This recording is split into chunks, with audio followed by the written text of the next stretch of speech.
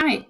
With this video I want to tell you something about Stuttgart and its region. Therefore, we are doing a virtual hop-on hop-off tour with the train system of Stuttgart. The airport of Stuttgart is not actually on the map, but you would find it further west. Stuttgart is the capital of Baden-Württemberg, and as it accommodates production sites of both Porsche and Mercedes, it is also sometimes called the capital of cars. Therefore, I would first like to show you around the Mercedes Museum. It is located in Bad Cannstatt, and it is architecturally pretty amazing from the outside as well as from the inside. I would like you to imagine that you are standing in front of that building, and when you go through the door, you stand in a huge open space. You can see a shop for tourists, the info where you buy your tickets, and the glass elevators that bring you to the top floor of the building. There, you start your journey through the Mercedes history at the very beginning. You can, for example, see a coach and also some of the first motors. And as you go down the floors, you follow the story of Mercedes through a time lapse. With each floor, you see a new era of their history. And throughout your journey, you can make several detours to different parts of the museum that host different topic-related collections. In the collection that is shown in the middle picture, you can, for example, see special cars that celebrities drove. The bus in the back was once used by the World Cup soccer team of Germany, and to the right you can also see the car that one of the popes drove. This structure of history and special themes evaporates at the lower floors. You can now see racing-related things. Not only the history of race cars is on display, but also the suits and helmets of some of the drivers. And now that you are at the end of this history journey, you can go to the tourist shop and buy some souvenirs before we head to our next destination. We have to take one of the trains to get to Zuffenhausen, where we find the production site, a car service, and a dealership, and of course, the Museum of Porsche. As we have a lot of other things to see, we will not go into the museum for now, but maybe you can one day discover the fascinating world of Porsche on your own. We are only here to have a quick look at the huge sculpture that shows 3 different generations of the Porsche 911. It is basically standing right in the middle of the Porsche area. Our next stop is the inner city. From our position in the middle of the Königstraße, the main shopping street, we can see a lot of different sites, next to all the shopping opportunities, of course. I would like you to turn to your left to have a look at the old castle. If you were interested, you could visit it. Nowadays, it serves as a museum that shows the history of Württemberg from the Stone Age up until the 19th century. When you turn around further, you can see the Schlossplatz and in the background the new castle. It took over 60 years to build the castle, and throughout the years, it hosted several different entities like the police, offices, a museum, or even political entities. Today, it is used by the Ministry of Finance and the Ministry of Economy, Labor and Housing. But from time to time, there are still special, irregular guidances. Now, I would like you to turn around even further to have a look at the Königsbau. It hosts many shops for food, electronics, or designer furniture, but originally, it was an office house, a concert hall, and also a ballroom building. If you turn to your left one more time, you can see the cafe where you now can get yourself some coffee or a cake. The cafe is located in the building of an art museum that hosts fixed exhibitions as well as special temporary exhibitions. Those special ones sometimes even spread onto the space in front of the building. Stuttgart, of course, has many more museums to visit, but unfortunately we do not have enough time to see all of them today. But when you have some free time while you're in Stuttgart, you could, for example, go visit the dinosaurs at the Naturkundemuseum or the Pig Museum. If you have kids, there is a museum that is mainly for children, and there is also a museum that only shows illusions. And if you don't have any kids, you could visit the Wine Museum. But now that you're done with your coffee, we want to head to our next destination. For this one, we do not only use the regular trains, we also have to use the Zahnradbahn. Oh, and while we are sitting in the train that brings us to the Waldau, did you know that Stuttgart is in a valley basin and therefore sometimes struggles with pollution? But the city is very good at thinking of innovative solutions. Like many other cities in the region, They have electric scooters that can be used. There are also a few private providers that lend electric Vespas. And of course, there are also many charging stations for electric cars. And there are also electric and hybrid buses. Okay, great. Now, let's get out of the Zahnradbahn and have a look at the Waldau.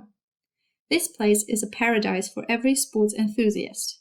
There is the Gazi Stadium that hosts, for example, American football games and of course also soccer games, even though the VfB, the soccer team of the city, plays at the Mercedes-Benz Stadium in Cannstatt. There is also a place to go ice skating, a building to go climbing, and many other sports activities. But today our destination is the TV Tower. It is the world's first TV tower, and it even has a restaurant on top where you could have lunch while enjoying the sight. One of the things you can see from up there is the Black Forest. It is a beautiful holiday region where you can go skiing, hiking or biking. It is also the region where the famous Europa Park is located. One site that is rather special is the Baumwipfelpfad. It is basically a wooden road on stilts in the trees. You can walk on top of it and watch birds and squirrels jumping through the trees.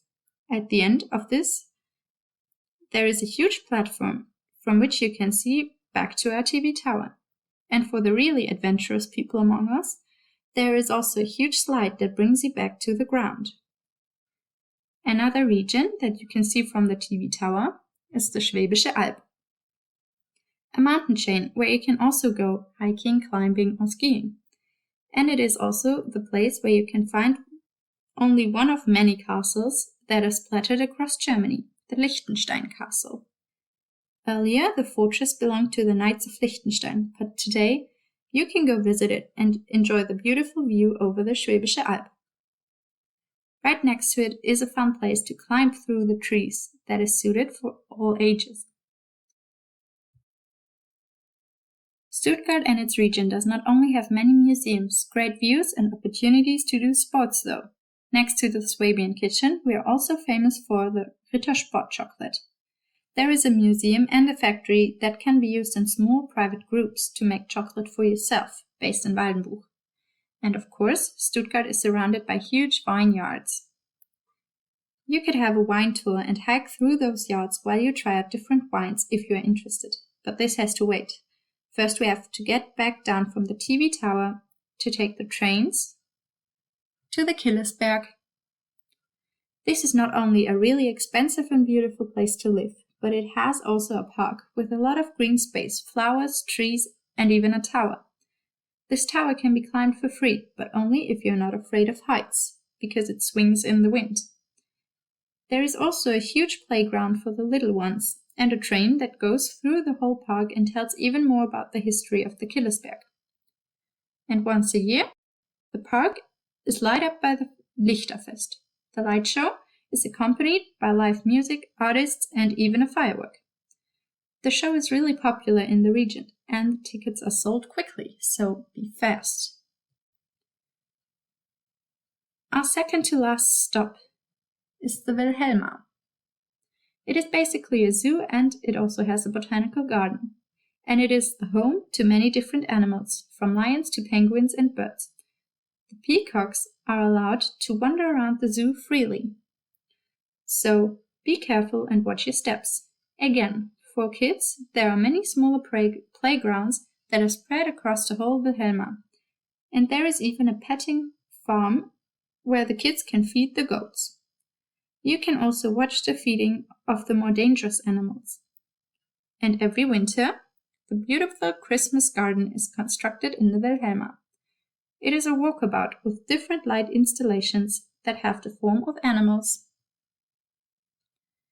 Now that we have seen so much of Stuttgart and its region, we can drive back to Cannstatt where our tour started, and have a beer and a Bratwurst at the Basen. The fair is always at the end of September, and it is the biggest fair in Germany after the Wiesn, the Oktoberfest in Munich. There are two parts of the Basen. The one where you wear traditional clothing and drink beer with your friends, and the one where you take your kids to drive the Ferris wheel or the bumper cars.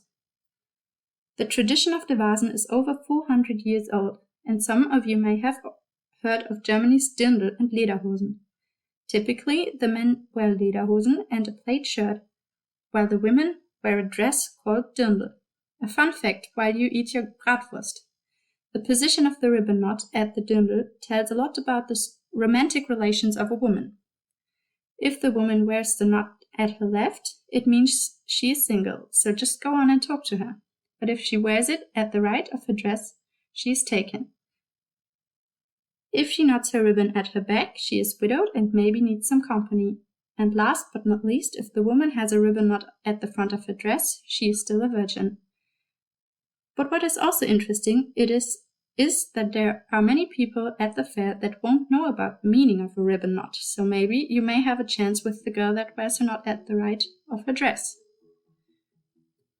Now, thank you so much for your attention, and I really hope that this virtual hop-on hop-off tour made you want to spend the rest of your life with us.